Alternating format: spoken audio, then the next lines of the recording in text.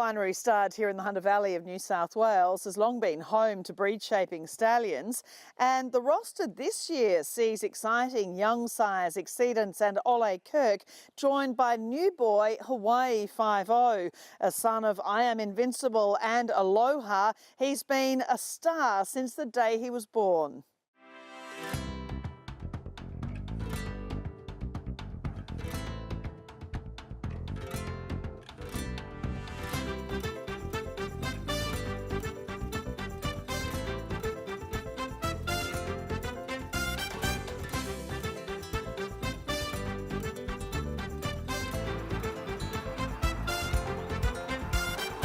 Adam, well, we've been met with a glorious day here at Vinery Stud, and again, coming off a great season for Vinery. You've had All Too Hard with horses such as Alligator Blood winning Group 1s in the spring, and Steffi Magnetica winning a Stradbroke, and so many others too. But you kept the service fees at the same level for mare owners, which is a great thing in the current climate. Absolutely, Caroline. Like I think our fees are very competitive, and it's one thing we pride ourselves on is when breeders, talking to breeders, they regularly comment that your horses are so well priced and value for money, and we can get a win in the sale ring, which is extremely important. And then on the flip side of that, not only getting that win in the sale ring, but on the racetrack, and the way the stallions are going, they're certainly doing that. Here's Hawaii 5-0. Oh, he exploded. 200 metres to go. The Guineas is over. Well, of course, we're here largely to see the new boy Hawaii 5-0. Of course, he's by now three-time champion Australian sire in I Am Invincible from Coolmore Classic winner Aloha. He earned $2.1 million on the track, and he was really special from the outset, wasn't he? Of course, not least being owned by a pretty impressive triumvirate of Jerry Harvey, John Singleton, and the legendary broadcaster Ray Hadley. That's right. No, it's very exciting to have a new horse, in the calibre of Hawaii 5-0. As you said, we've profiled him very much like his father, I Am Invincible. He's very similar looking, as you can see, in the footage that you got this morning. He was a dual Group 3 winner, but he was a proper Group 1 horse as well. To run a placing in the Stradbroke handicap as a 3-year-old. And then just to be narrowly beaten in the Premier Stakes behind Think About It and defeating a filly like Bella Nipotina into third, and then only being 2.5 lengths off them in the Everest. He was a proper Group 1 type horse. Hawaii 5-0 on the outside. He also won a Hawkesbury Guineas and the Fred Best as well, and then all of the time he was racing was against the very best sprinters in the land.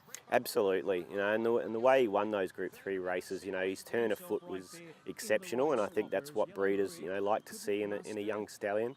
And especially that Hawkesbury Guineas winner, he really put on the burners that day. But then to step up to another level and take on those horses like Think About It and I Wish I Win and Bella Nipotinas, they're very good Group 1 sprinters. So, to match it with those sort of horses is the calibre of horse he is. And he's just a beautiful looking animal. I mean, he's a large horse. He has a big frame. Obviously, he'll fill that out as he gets on with his new job too. But he has that lovely swagger and athleticism, doesn't he? Magnificent walk. I Am Invincibles are probably not renowned for their big loose walks like that, at yearling sales, but he certainly has a beautiful action, and as you say, he's a lovely big scopy horse. He's got a good muscle tone to him, got a lovely short cannon, lovely correct in front, beautiful stallion's head on him with a massive jowl. So yeah, physically, we're wrapped in him, and he's starting to let down already in just a few months that he's been here, and we're sort of getting close to our open day now, so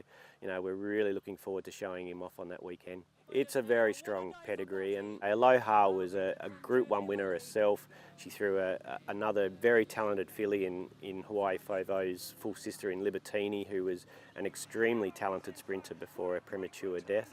But the unique thing about the pedigree is his first 5 dams are all stakes winners, and that's something no other stallion in the country has, so that sort of shows how much depth he has to his family. It didn't take long for him to get a lovely full book of mares, which he's got now, and not only a full book, but some good quality mares from good quality breeders. And I think, you know, when you've got, you know, very successful stallion farms like Coolmore, Yarram and Arrowfield supporting a horse like this, you know you've got a fairly serious candidate to be a proper stallion in the years to come. And Exceedance, it's great to see him here. I mean, he's always been a magnificent looking horse himself, we know by Exceed and Excel, but he has a number of classy 2-year-olds flying the flag. Of course, he was a Coolmore Stud Stakes winner, won a San Domenico, but he started so well, didn't he? Of course, Dublin Down winning the Maribyrnong Plate, and then the Pago in the autumn, and Flyer winning the former National Stakes in Adelaide, which is now the David Coles AM Stakes. And I just see every week, or it seems every week, there are more of them coming out, whether it be trialling or having jump outs or racing, that are catching people's attention.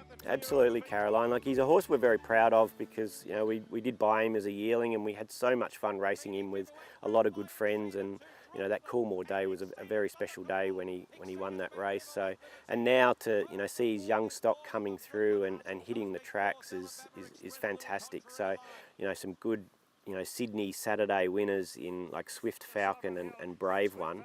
You know, those two horses are very promising horses. I believe Swift Falcon's being aimed for the Caulfield Guineas and Brave One's going to be heading towards the Golden Rose. So they're fairly serious horses.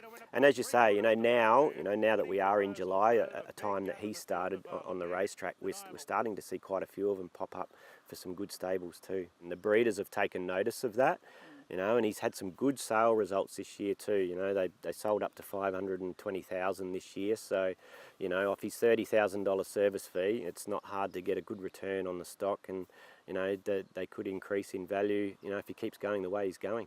Ole Kirk up to Azar, it's got it!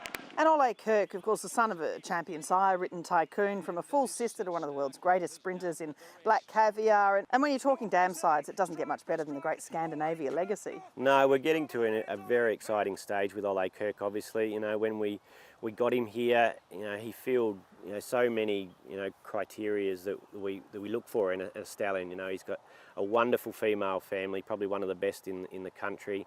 He's by a stallion, you know, in Written Tycoon, who, you know, this year again has probably gone up to another level with his 2-year-olds. So he's got the female family. He's a very attractive looking horse. He's got the race record. You know, he won his first start in a stakes race at Flemington.